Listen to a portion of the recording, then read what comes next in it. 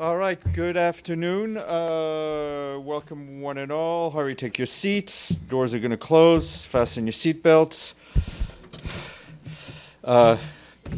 We're going to start with our guest today. If we could put Mr. Fletcher on the screen, Tom, please. Great. We are delighted to be joined by Tom Fletcher, who, as you know, is the Emergency Relief Coordinator and head of the Office of the Coordination of Humanitarian Affairs. He's briefing us from Riyadh in Saudi Arabia, and we thought it would be good for you to hear from him today after the SG spoke to you about Gaza. So, Tom, please go ahead, and you have the floor.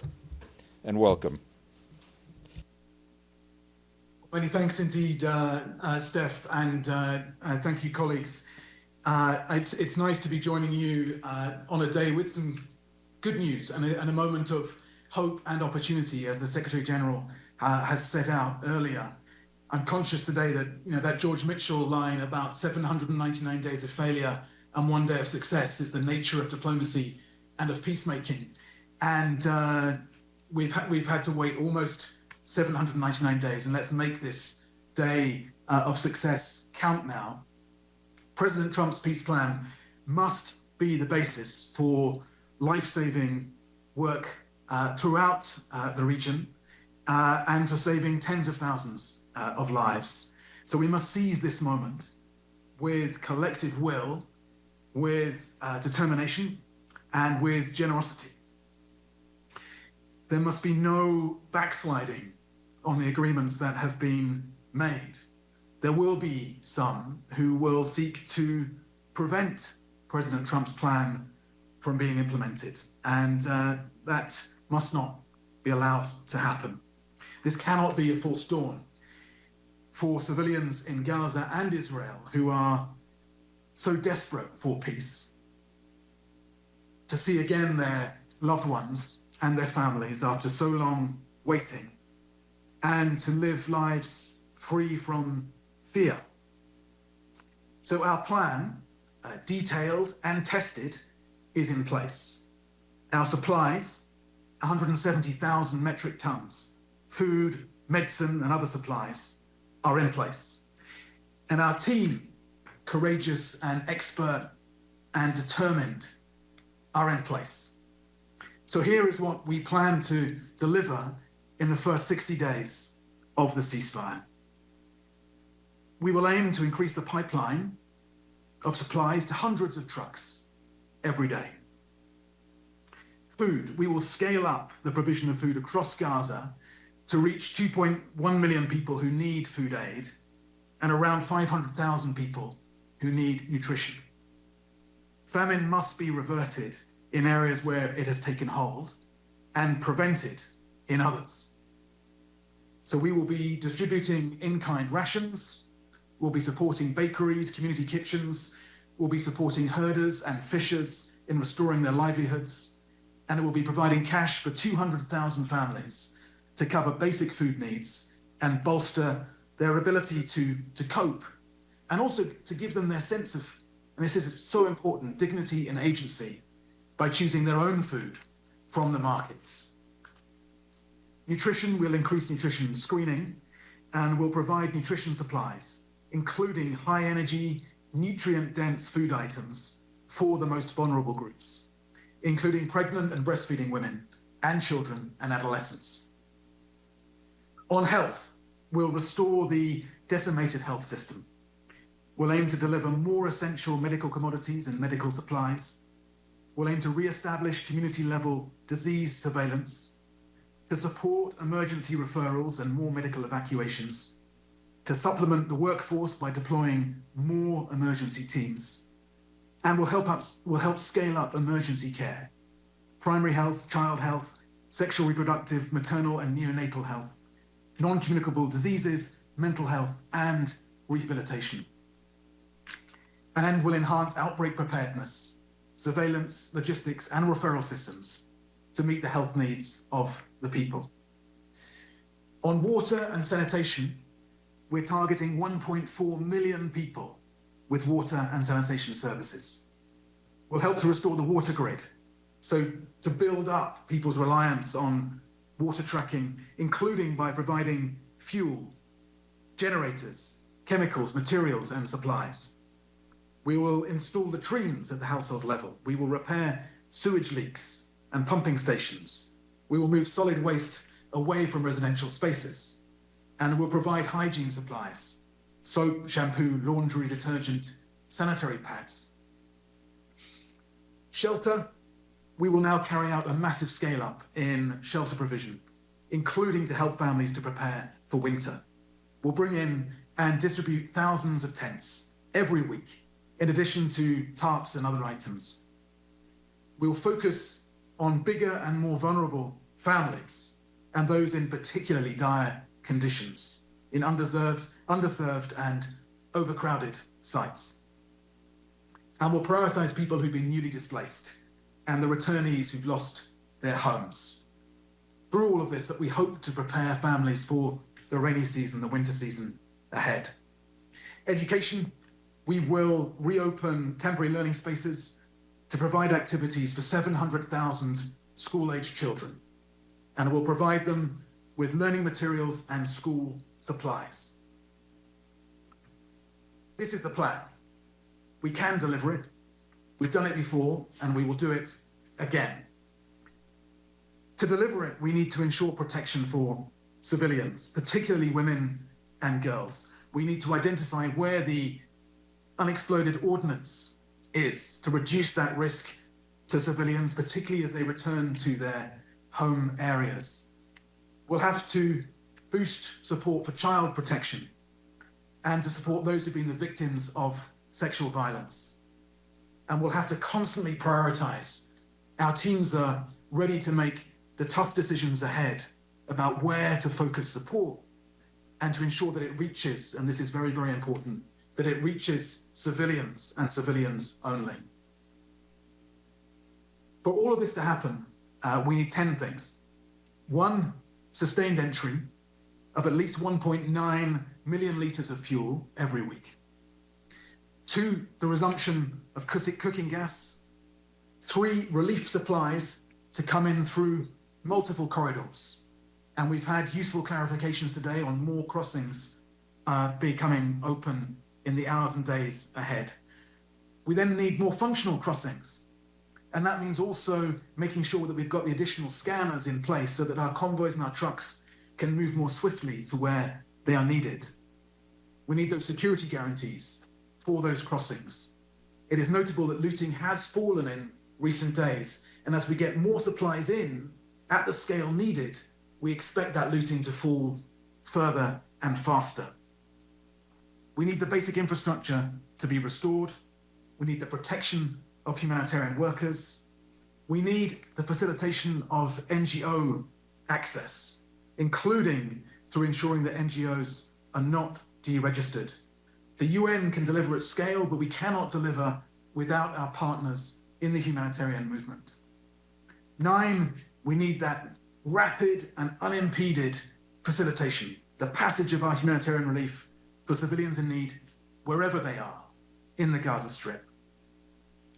And finally, we need to ensure that our operations are adequately funded.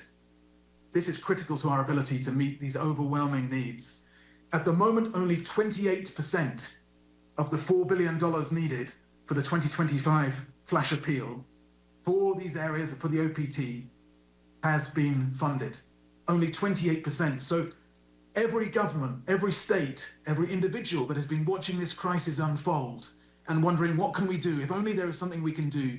Now is the time to make that generosity count, to help us to deliver, to help us to save so many lives in the Gaza Strip, to respond to this plan at the scale required and with the level of kindness and generosity that frankly the world owes right now.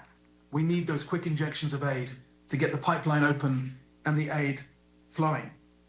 For those tens of thousands of Palestinians and Israelis who have lost their lives in the last 2 years, on October 7th and since, including the hundreds of our humanitarian colleagues who have died trying to save lives. For those who have hoped against all hope for reason to prevail and this day to come, for those who yearn for food, medicine, shelter, security, to be reunited with their families and loved ones, and for those whose future can still be one of peace. We must act, and we will act. Thank you, Steph. Thank you very much, Tom. I know you have a short amount of time, but we'll start with Edie. Thank you very much, Mr. Fletcher. On behalf of the United Nations Correspondents Association for doing this important briefing. My name is Edith Lederer from the Associated Press. A couple of quick follow-ups. First, have the Israelis signed and Hamas signed on to the UN leading this major humanitarian effort, especially in Gaza for the 2 million Palestinians still there? Secondly, will UNRWA be playing a role? And thirdly, you said that some people were going to try to prevent this agreement from taking hold. Could you elaborate on who you're worried about that might impede the implementation of this agreement? Thank you. Go ahead, Tom. Well, thank you, Edie. Thank you, Steph. So the 20-point plan that was outlined by the mediators, by the negotiators, has excellent language in it on the importance of the UN role at the heart of the humanitarian response. And so we're being guided by that. That's the scaffolding within which we'll be working, and we're determined to do everything we can to play our part in delivering this important agreement. And that means that the entire UN family is mobilized to deliver. We've often said, I've often spoken about the indispensable role of UNRWA in delivering in our operations across our work to support Palestinian civilians. I've also spoken again today about the importance of our NGO colleagues and partners being mobilized to back this effort. We also, of course, need the private sector to be involved as well. We need the commercial routes to be running. Saving lives at this scale, given the level of needs, the level of starvation, the level of misery and despair, will require a massive collective effort, and that's what we're mobilized for. On the point about those who might seek to derail this process, I think it's no secret. I think there are hardliners on both sides of the argument who have sought in the past to delay or impede efforts to get the hostages out, to get the aid in. They've been explicit in their rejection of what we all recognize as a path towards peace. And I hope that the way in which the world has come out so clearly backing President Trump's initiative and the work that's been done by the regional foreign ministers, many of whom I've been in touch with today, that very, very strong welcome from the international community for this plan will serve to marginalize those voices who would seek to prevent its success. And UNRWA's participation. As I say, the whole UN humanitarian family is mobilized to do everything we can to get aid through. We will take a judgment day to day on what is needed on the convoys, where we can best save lives, but we'll be doing that as one UN family. Thank you very much. Bisan Aboukwek with Al Jazeera Arabic. So you laid out this plan. You're ready it seems to be on the go immediately. So just a couple of questions. Do you feel that you have enough people on the ground to actually deliver what the plan promises? And from conversations that you have been having with donors or relevant parties since, this agreement has come to light, Do you think that have you sensed a desire for more people coming forward to raise more money in terms of funding all of these operations, since you actually mentioned the percentage of money that's still available now? And one last and a third follow-up, a lot of the people who have been displaced, they're going to go back to areas where there are no homes. Homes have been destroyed. Do you have enough supplies in terms of tents, caravans, all of that, for people who are displaced to actually find a place to stay when they go back to their areas? Thank you. Well, thank you so much. So we are, in the words of my extraordinary colleague, Cindy McCain, who runs the World Food Programme, we are ready to roll. It's something she regularly says in meetings, and we are, in this case, absolutely ready to roll and deliver at scale. And I pay tribute to the work of our WFP colleagues and colleagues from across the UN and the wider humanitarian family for the preparations that they've been doing. They've wanted to get in at this scale for months. Let's be clear, we've been asking, demanding, imploring for the access which we hope that in the coming days we will now have.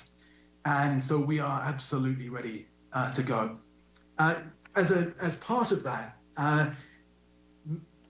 if you look at my phone now, you will see countless messages from colleagues from across the UN humanitarian family, people putting their hands up to get out there and help deliver this. This, for all of us, I think we feel the sense of purpose and the sense of mission about the importance of the work we have in the days ahead. So we have no shortage of volunteers, and we'll be taking those judgments about what expertise we need in country and in the region in the days ahead to make sure that we're not going to miss this opportunity. We must seize this opportunity of delivering at much, much greater scale than we've been able to do really since the last ceasefire when I was there back in January.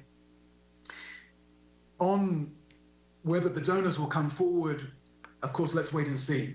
This is the moment when we test that commitment. We test whether the world will react with the generosity which I certainly feel is demanded in this situation. And, you know, I'm an idealist here, and I refuse to believe, I cannot believe that the world will not come forward at this stage and make sure that these operations are fully funded. Anyone who has watched any of the news over the last 2 years, whose heart has been repeatedly broken by what they've seen, anyone who cares about getting the hostages home and the food in, as we all do, will surely come forward and get wholeheartedly behind this response. We do have significant supplies of tents. I can get you, the team can get you the figures of what we have on the borders ready to go in, but also what we're asking for in the days ahead. Many Palestinian civilians, as they told me they would do, will now be heading back to destroyed homes to try to restart their lives and start that long and painful process of rebuilding. You know, this morning, when the news broke, there was huge celebration in Gaza that there was hope that this conflict was over. But then for many people, they returned to the desperation of just surviving. And a large part of that will be thinking about how they survive the winter. And so we have to get that shelter in for them, and I'm determined that we will do that. Thank you. Ibtisam Azam, and then we'll go to Deji. Hi, thank you. My name is Ibtisam Azam, Al Arabi Al Jadid newspaper. I want to follow up on, you talked about sustained entry, but as a matter of fact, there is the issue of the blockade, and it is something that was before the beginning of this war also hindering access to Gaza. So are you calling for the lift of the blockade? And what do you think should be done about it? And then you talked about the need for bringing in hundreds of trucks, but there is also the issue of the quality of the aid that should enter, which includes probably machines and others to help you with your work, the other issues that you want to do. So how fast do you want to see all of this happening? And what about the Rafah crossing border? Are you working on having aid delivered through Rafah? Thank you. Go ahead, Tom. Thank you. So my assumption is we are going to have, and we must have, unimpeded access, unimpeded humanitarian access. And so the blockade must be lifted. We have been demanding that for months, and will continue to demand that. And my reading of the agreement is that we will have that unhindered access that is so important for our life-saving work. As you say, there will be a phase beyond the immediate humanitarian response when we can turn our minds to rebuilding and that long-term resilience of Gaza. We're not there yet. We will do the planning with our colleagues, with the parties on the ground, with the region to prepare a plan for that phase. But for now, our focus is on the ceasefire and on delivering this life-saving work and saving as many lives as we can in the conditions that we find ourselves in. To do that, to your final question, yes, we need all crossings open. When we talk about unimpeded access, that means opening all of those crossings, opening up those secure routes. And so that is a key part of our dialogue, and we're obviously in very close dialogue, our team on the ground with the Israeli authorities, with the Palestinian authorities, with the region as well, including the neighbors, to ensure that we can get those crossings open. Thank you. Deji, then Chris. Hi, Mr. Fletcher. This is Xu Deji with China Central Television. 2 questions. Well, first, do you have a plan to visit Gaza in person if this ceasefire deal holds? And secondly, you just mentioned that your assumption is that you're going to have and you must have unimpeded access, humanitarian access into Gaza. What about your coordination with Israeli authority on this so far? Do they have a concrete agreement on this, or you're going to have a dialogue with them day by day to see whether you have how many trucks get into Gaza? Thank you. Many thanks, Deji. This is the Gaza crisis is, as you can imagine, very much at the top of my in tray. And I would very much anticipate visiting to meet the team, to check on the progress of our aid delivery, and to ensure that we're doing everything we can to remove any obstacles and to work with everyone to get life-saving aid through. So I very much hope to visit, and I hope the conditions will be in place for that. In terms of the coordination, absolutely, we have a close dialogue with the Israeli authorities, with COGAT, who oversee much of this work, and that dialogue has been ongoing even when we've gone through these very difficult months and when we've disagreed on many things. And so the team are, of course, engaged with them and engaged in a spirit of wanting to solve problems. And my hope is that that is the mindset of all of us in this next phase, that we want to work together to save as many lives as possible and make sure that President Trump's deal sticks in all its aspects. Thank you. Chris, then Emily. Mr. Fletcher, thank you so much for holding this briefing. Chris Reyes with Canadian Broadcasting. This is just picking up on Deji's question. Given that Israel has had such a combative relationship with the United Nations throughout this war, how much of a green light do you need from Israel to carry out this ambitious plan? And perhaps you can give us some insight into the dialogue that you say that you're holding right now with Israeli forces.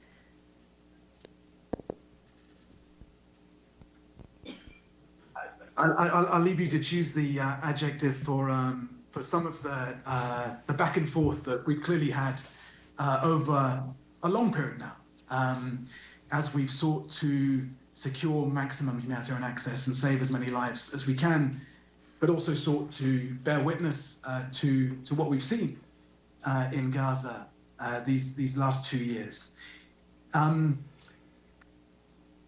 We have got that dialogue.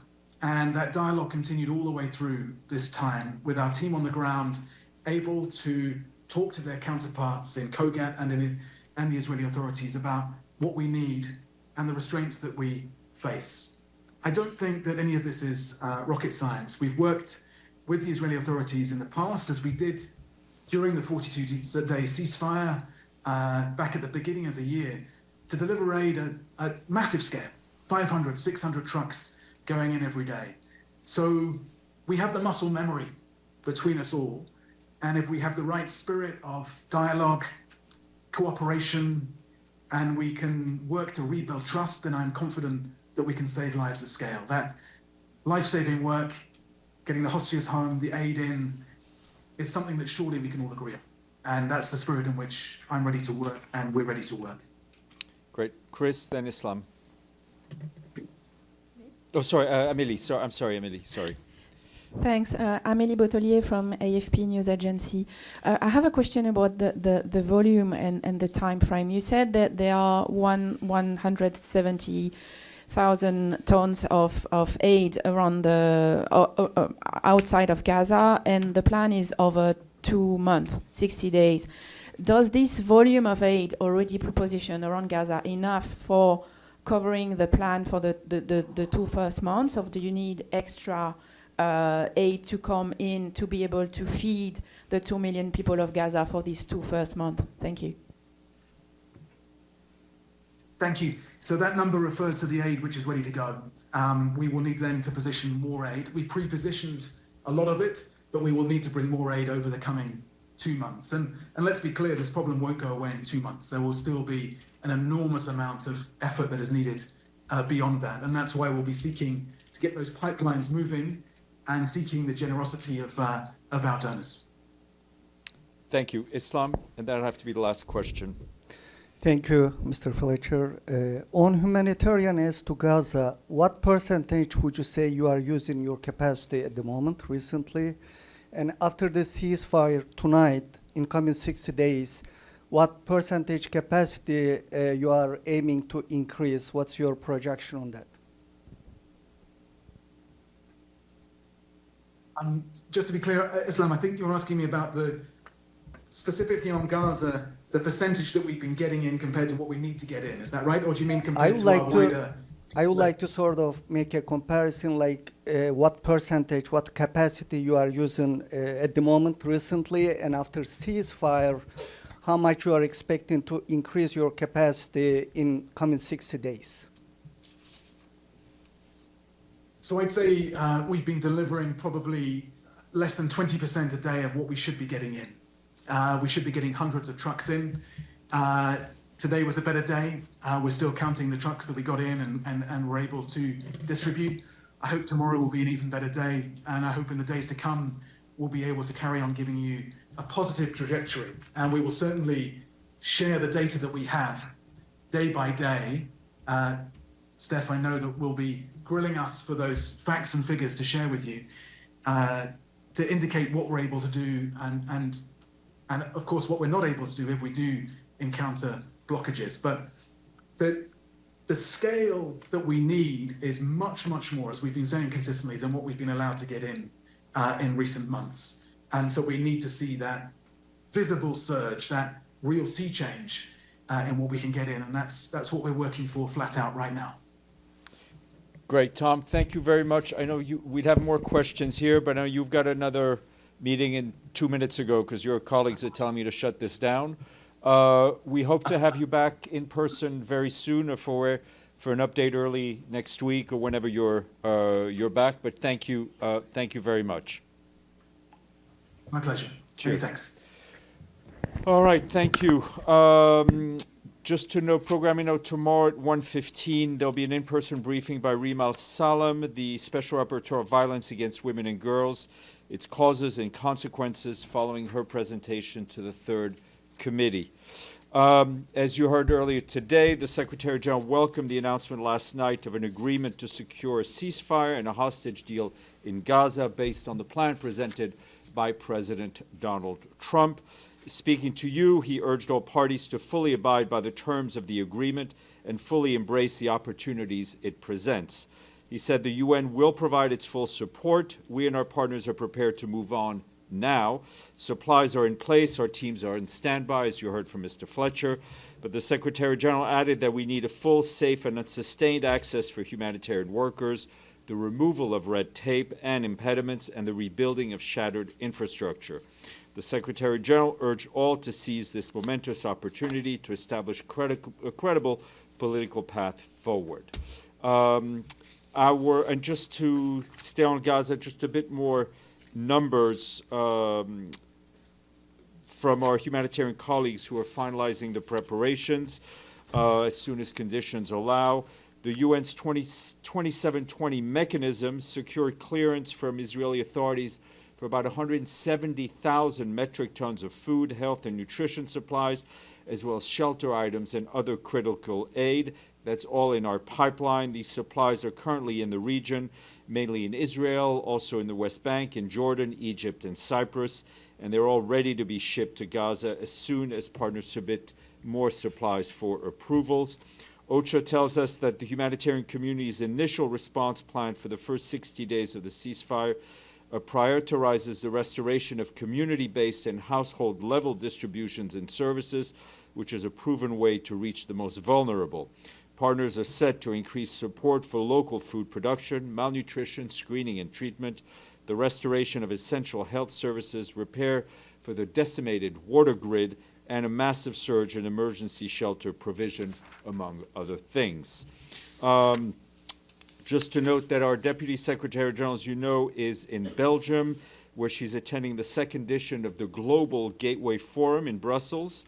She's doing that on behalf of the Secretary General. In her remarks to the meeting, she highlighted the strong partnership between the UN and the European Union, delivering on humanitarian response, climate action, and the protection of human rights. With only 5 years remaining on the 2030 SDG clock, she underscored the potential of the Global Gateway to accelerate SDG implementation on the ground.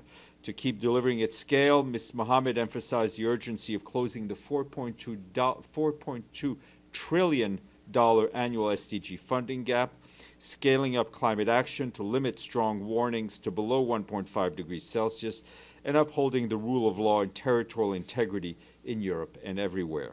On the margins of the forum, she met with senior EU officials to discuss strengthening UN-EU collaboration to drive progress on the SDGs and the Pact for the Future.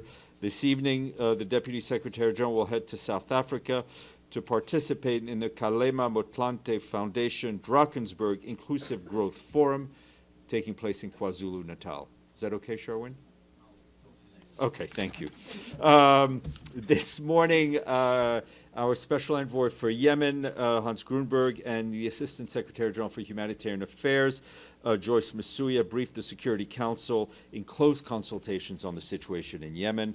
Later in the afternoon, Khaled Kyari, our Assistant Secretary General for the Middle East, Asia, and the Pacific, will also brief the Council on close consultations on UNDOF, which is our peacekeeping mission that is tasked to maintain the ceasefire between Israel and Syria.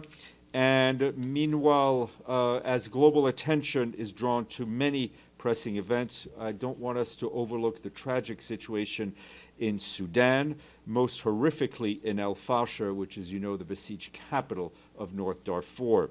Our humanitarian colleagues tell us that since the start of October alone, more than 50 people have reportedly been killed. That's what medical association and local sources are telling us.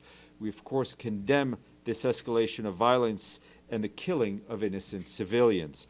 The Sudan Doctors Network said that yesterday at least a dozen civilians were killed, including women and children, with 17 others injured in an attack on a hospital in El Fasher, allegedly carried out by the Rapid Support Forces. This follows reports of a deadly attack on the hospital's maternity ward on the previous day. The people of El Fasher are trapped, terrified, and cut off from aid, and their last lifeline for medical care is under threat. It goes without saying that the targeting of hospitals is to be condemned and never acceptable. We're also alarmed by reports of a deadly attack that happened yesterday on a mosque where families in El Fasher had sought shelter. More than a dozen people were reportedly killed, and if you'll recall last month, the mosque came under attack in which 70 people were killed. Humanitarian law is clear. It demands the protection of religious sites and those who worship in those sites. Meanwhile, we and our partners remain committed to supporting the people of El Fasher and all those impacted by the conflict across Sudan. However, humanitarians need rapid, safe, sustained, and unimpeded access, and civilians, including frontline responders, must be protected. An immediate humanitarian pause in and around El Fasher is urgently needed. Turning to Ukraine, our humanitarian colleagues tell us that over the past 3 days, several civilians were killed and injured across Ukraine. Most civilian casualties were recorded in Kherson, Sumy, Donetsk, and Kharkiv. That's what local authorities are telling us. Our humanitarian colleagues also note that Ukraine's energy system remains under sustained pressure. Substations, power plants, and oil depots were all damaged in the regions of Chernihiv, Kharkiv, Odessa, and Donetsk. Those attacks temporarily cut off electricity to hundreds of thousands of households and businesses. As colder weather sets in, strikes on critical infrastructure are deepening humanitarian needs. Despite growing challenges, we, along with our humanitarian partners, are continuing to support the response. The first half of this year, our health partners provided essential care to nearly 1 million people, while food and livelihood programs supported over 1.1 million displaced and vulnerable families across Ukraine. And turning to Haiti, our friends at the UN Children's Fund tell us that the number of children displaced by violence in Haiti has almost doubled in the past year. There are now 680,000 boys and girls who have been uprooted from their homes in Haiti. Overall, as we mentioned here before, more than 1.3 million people are currently displaced in the country. UNICEF's Child Alert adds that about a third of the 246 displacement sites nationwide lack basic protection infrastructure, leaving children, women at heightened risks of violence, exploitation, and abuse. Schools often double as shelter, furthering disrupting education for nearly 500,000 students. UNICEF is calling for urgent international support to scale up assistance protection for displaced children. The agency's appeal for Haiti remains severely underfunded, as we've been telling you. And today, the LC Initiative Fund for Uniformed Women in Peace Operations launched its 4th programming round with a new call for proposals to advance inclusive peacekeeping. The LC Initiative was set up in 2019 to promote women's meaningful participation and to implement gender-responsive approaches to peacekeeping. Hosted by UN Women, today's event brought together senior UN colleagues, member states, partners, donors, and highlighted the results from projects supported by the fund in Senegal, Uruguay, and other places. Applicants to this new round of proposals include troop and police contributing countries, UN entities that wish to apply for funding to implement or plan barrier assessments, institutional reform, or the deployment of gender-strong units. And today is, besides Thursday, it is World Post Day. Grab a postcard and send it to a loved one. In his message, the Secretary General said that today and every day we thank the 4.6 million postal workers around the world, and we recommit to supporting a strong, sustainable postal service for communities around the world. Ms. Fasulo. Thank you, Steph. Apropos of the UN's role in the new Gaza deal, do you anticipate that the SG will be traveling to the region or perhaps even meeting with President Trump? I don't have any travel to share with you at this point. And one other thing I realize, the SG noted in his statement that all hostages must be released in a dignified manner. And I know he's mentioned this before. Is there any role that the UN may be playing in facilitating that? I mean, right now, our understanding is that the details of how the hostages will be released is being worked out. We're, of course, ready to assist in any way that we may be asked by the parties. Sherwin. Steph, thanks. There are some reports out today that Iran, quoting Iran's first Vice President Mohammad Reza Aref, as saying that the Secretary General told him during a meeting in Turkmenistan in August that the SG believed the 12-day conflict in June had closed the file on attempts to topple the Iranian government. Can you confirm those remarks? And if the SG expressed a view that the war in June was in fact an effort to topple the regime in No, the government in Iran? I cannot confirm. I'm not able to confirm that the Secretary General would ever have said that. I would refer you to the readout that we issued on August 5th, which I think is an accurate description of what was said in the meeting from our side. And you just announced that it was World Post Day. I wonder what World Post Day means in the 21st century. Well, I, for one, still love getting a letter in the mail, a postcard. That is not a bill. Farnoosh. Thanks, Steph. Wondering if, the Mr. Fletcher didn't have time, but wondering if you guys have been told if GHF will have any role in this upcoming, and will they work alongside the UN? Look, I'm not aware of them having any role. Our standards for working with partners are unchanged, right? Independence, humanitarian, the fact that getting aid shouldn't increase your risk of getting killed, all those things as stand today as they did before. Yes, sir. And then Gabriel. Thank you, Steph. I didn't have a chance to ask Mr. Fletcher a question about, as now we are talking about the food supplies and emergency relief and everything and essential health supplies. Is there any provision to allow for mental health experts and specialists to get into Gaza after 2 years of brutal war? Of course, I mean, the issue of mental health is at the forefront of our efforts. Even during the fighting in the last 2 years, outside of the ceasefire periods, our colleagues were offering psychosocial support in the best way they can, and it is part and parcel of humanitarian assistance. Gabriel. Thank you, Steph. I know you don't have any travel to announce, but does the Secretary General want to visit Gaza?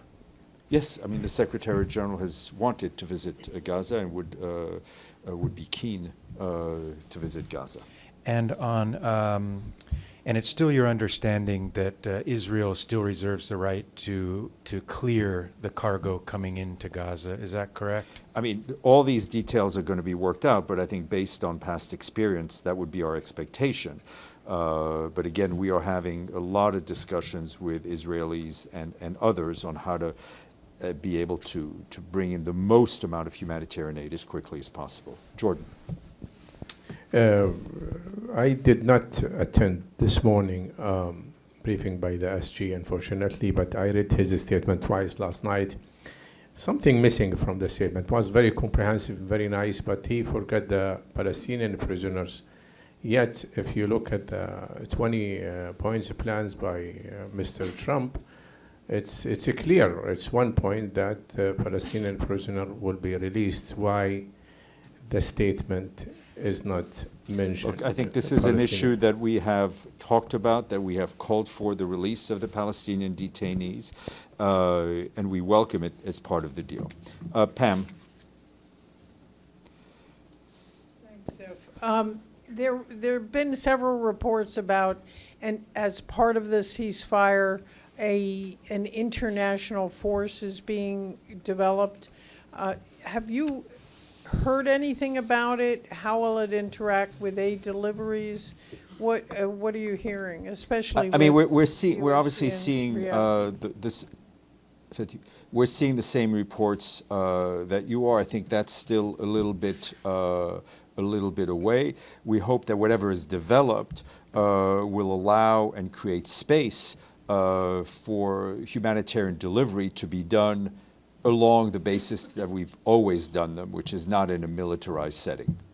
And just to be clear, the international force for the recovery of deceased hostages. Oh, the issue, that we've seen our reports. I don't see how that would interfere with humanitarian aid. Thank you. Lenka. Thank you, Steph. So President Trump has said that the UN Secretary General has never called him to congratulate him on deals. Is the Secretary General going to call him, or has he already called him? I will share with you any connection on that end as soon as I can. And follow up, because they might ask as well. Any update on the escalator investigation, please? No, ma'am. Yes, please, go ahead. Thank you, Steph. So the Secretary General called on all parties to abide by the President Trump's plan. Can we assume that he finds the deal to be fair? That's why he called on everyone to abide by it. I mean, the deal was agreed to by the warring parties. This is what counts, right? And that's why he's welcomed it. Does he have any issues with the content of the plan at all? The Secretary General is not a party to this, right? To this conflict. Through the efforts of President Trump, through the efforts of Qatar, of Egypt, and Turkey, we've gotten a deal. The important thing now is that all the parties abide by it. For our part, and our responsibility with this deal is the delivery of humanitarian aid, and I think you heard from a very passionate Mr. Fletcher to explain what we're ready to do and what we will do as soon as possible. Abdelhamid, and I'll come back to the room. Thank you, Steph. Yesterday, the settlers attacked the village of Deir Jrir, north of Ramallah, killed a young man, Jihad Muhammad Ajaj, he's 26, and wounded the 3 Palestinians. Why there is no separate statement to condemn such a heinous crime by the settlers? I have not seen a report on this particular case, but I can tell you we have repeatedly, will continue to condemn settler violence against Palestinian civilians and against their agricultural lands. I think we talked about that yesterday pretty much in detail, about the attacks against the trees and the saplings as well as civilians. Chris, and then Edie, and then, yep, go ahead. Hey, Chris. Steph, has the Secretary General had any communication with President Trump, Prime Minister Benjamin Netanyahu, or President not Abbas in the last today? Not in the last 12 hours, but things have been moving fast. And then in light of National Post Day, has the Secretary General sent any postcards today? I do not know. All right, Edie. Thank you, Steph. A follow-up on the timing of an upsurge in the delivery of aid. From what Mr. Fletcher said, these talks with the Israelis, and it'd be nice to know who in the UN is actually doing that, is going on, and this great upsurge that he's announced is really dependent on the results of those talks. Of course. I mean, the point person on the ground is Ramiz Alabkarov, our humanitarian chief for the OPT and the acting head of UNSCO. He is in more than daily contact with COGAT and other parties. We will have to continue to work through the system that's in place. Our hopes is that the amount of space that we're given will grow exponentially in the next few days. Is the United Nations expecting the United States, Qatar, Egypt, and Turkey to actually pressure for this surge in aid? That would be very nice indeed. Dennis, and then Deji. Hello, Steph. I have a question about Ukraine. I want to raise a Bucha topic. So what's the position? What topic? Bucha. Okay. What's the position of Secretary General about provocation in Bucha, and how could you comment on the Russian side regular requests for needed data necessary for the investigation? On Bucha, I can tell you this is a topic that is often raised in the discussions between the Russian Federation and the Secretary General. It was raised by Foreign Minister Lavrov just a few weeks ago. There is information that we have, and there's information that we do not have, and that we cannot. There's information that we do not. Excuse me. There's information that we do not have, and this we clearly cannot provide. There is information that the UN has, which is information that the Office for the High Commissioner for Human Rights have, and they have certain ways to proceed with that kind of information, and the way they are guided is by a set of important principles, which includes ensuring informed consent and respecting confidentiality. They only publish or share information with explicit consent of victims and witnesses. And I can give you a bit more detail, but all of these constraints that are faced by our human rights colleagues have been it's been a long day, have been communicated to the Russian authorities, both by OHCHR and by the Office of the Legal Counsel. Alex, and then Deji. Sorry, we'll get to you, Deji. Thanks, Steph. Quick follow-up. You just mentioned that the Secretary General had no contact with President Trump and Prime Minister Netanyahu for the last 12 hours. What about 24 hours? I can tell you that in the last 36 hours or so, or maybe 40 hours, the Secretary General, and to honor the day that we're honoring today, has sent a letter to President Trump, talking about the express intent of the United Nations of him to work with the U.S. on a number of peace initiatives. Yeah, it was sent. It was a letter that was sent. Now, I don't think it was. The letters that are sent are usually sent via the permanent mission, so I'm not sure they qualify for International Post Day. No, ma'am. Deji, very patient. Yeah, on the letter, it's 40 hours, which means the talk is still going on. So the it was prior to the. It was not pegged to the announcement, which only came late yesterday evening. Okay. My question actually is also on the peace deal. Maybe it's not a good time, but we know that hundreds of humanitarian workers, journalists passed away, and we have tens of thousands of people died during the 2 years conflict. Will there still be accountabilities? There needs to be accountability, but I think the reality, let's be honest, is that accountability in international conflicts takes a long time.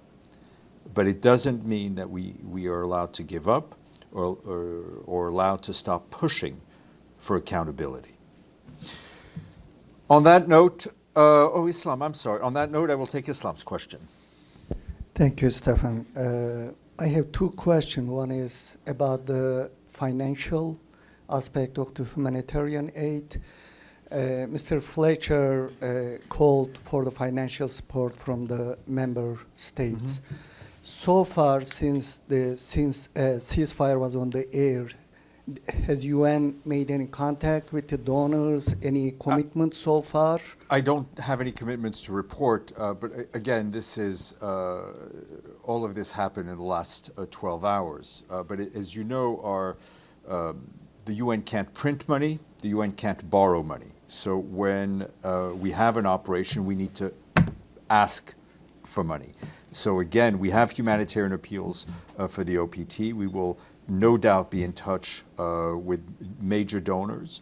And also there's various ways for the public to support UN's humanitarian agencies. And if I may ask a second question, I know the ceasefire details are not really, we don't know, at least I don't know, but when the Israeli forces withdraw from the certain areas, the Palestinians, Gazans can go back where they were forcibly removed from? Because there was a video, some Palestinians, they were trying to go to north and the Israeli tank fired them. What is what we hope is that the Palestinians in Gaza will be able to return to their homes and be safe in their homes or what remains of their homes. On that note, Fethi, quick one because I'm really hungry. Quick. UN cannot print money, but can the UN issue its own crypto coin? No. On that note.